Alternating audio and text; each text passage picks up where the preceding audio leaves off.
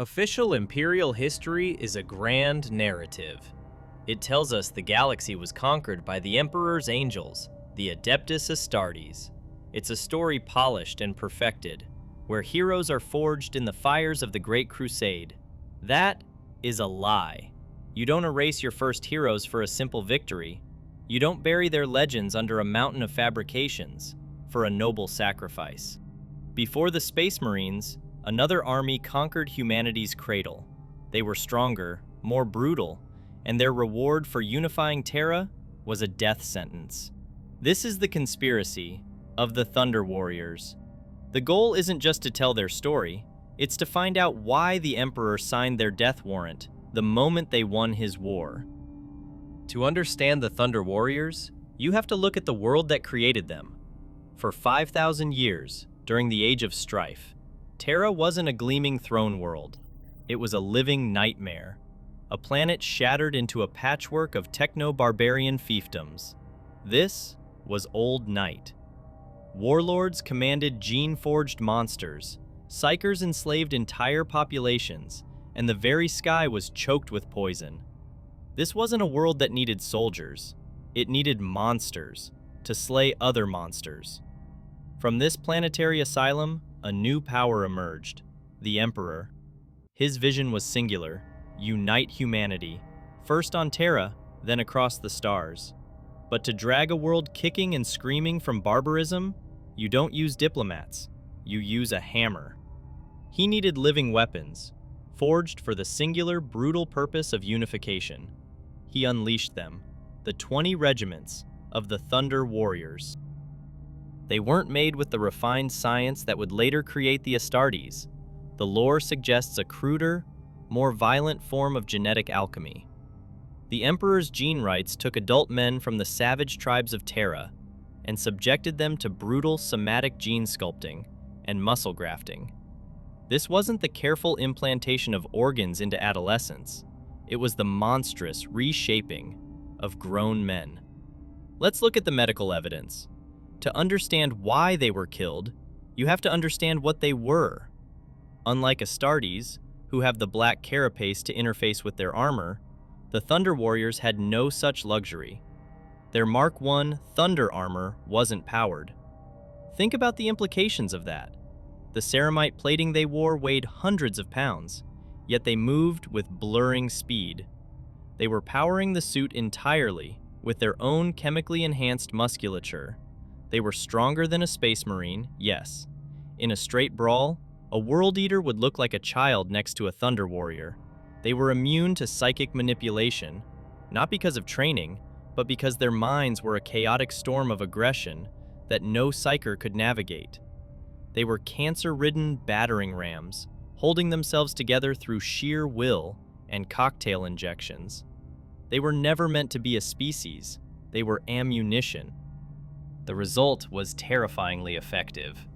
Lore sources consistently suggest that, on an individual basis, the Thunder Warriors were stronger than the Astartes who would succeed them.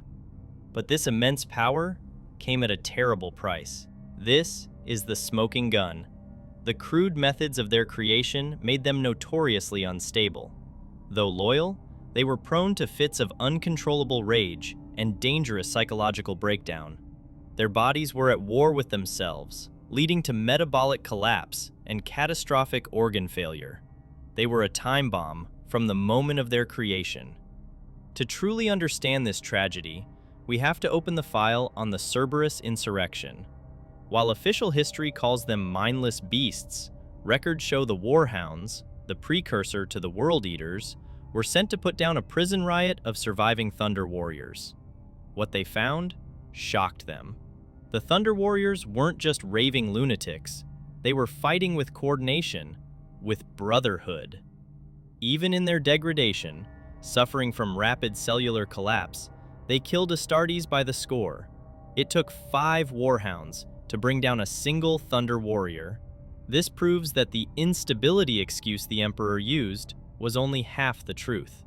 He didn't fear their weakness, he feared their strength. If they could slaughter his new Astartes while their bodies were literally falling apart, what could they have done if he had actually fixed them? And this brings us to the twist.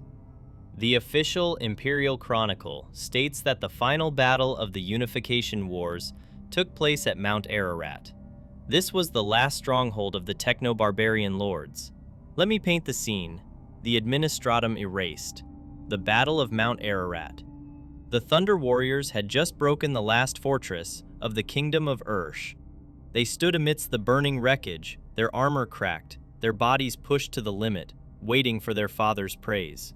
They raised their lightning bolts in triumph, and then the silence broke. Not with cheers, but with the hum of Volkite chargers. The Custodes, led by Constantine Valdor, appeared on the ridges. The Thunder Warriors didn't understand. They thought it was reinforcements. Even as the golden figures opened fire, many Thunder Warriors refused to fight back, unable to comprehend that the master of mankind had ordered their death. They died confused. They died betrayed. The slopes of Ararat ran red, with the blood of the men who gave the Emperor his throne. Valdor himself, in his own private journals, expressed regret, not for the act, but for the waste. But he did it anyway. That is the nature of the Imperium. Duty over morality. The Thunder Warriors didn't die fighting the enemy. After the battle was won, they were systematically exterminated by their own side. On the Emperor's orders, his own Legio Custodes, alongside the very first prototype Astartes, turned their weapons on their allies. The warriors who had just unified Terra were executed in the shadow of their greatest victory. It wasn't a heroic sacrifice. It was a cold, calculated purge. This terrible truth, that the Imperium was founded on the betrayal of its first soldiers, was buried for 10,000 years. Why would the Emperor commit such a monstrous act? The truth is as pragmatic as it is ruthless. The Thunder Warriors were a means to an end. Their first flaw was biological. Their genetic template was a time bomb. To allow thousands of these deteriorating demigods to decline into psychosis across the planet would have been a catastrophic risk to the new Imperium. They couldn't be retired. Their violent nature posed a constant threat to the very peace they had just secured. Their second flaw was psychological. They were conquerors and killers, but they were not builders. They were warlords, not diplomats. The Emperor's next phase, the Great Crusade, required legions who could not only conquer, but also inspire. He needed shining examples of the new imperial truth. The Thunder Warriors, for all their strength, were terrifying brutes. They were a sledgehammer made of dynamite, in an age that would soon require scalpels. Finally, and most importantly, their continued existence threatened the Emperor's legend. The new narrative required that the Emperor had won the war with his new, perfect Astartes as his angels of death. The older, flawed, and inconveniently powerful Thunder Warriors had to be erased from history, their sacrifice rewritten into a noble lie. This is the signature of absolute, vindictive censorship.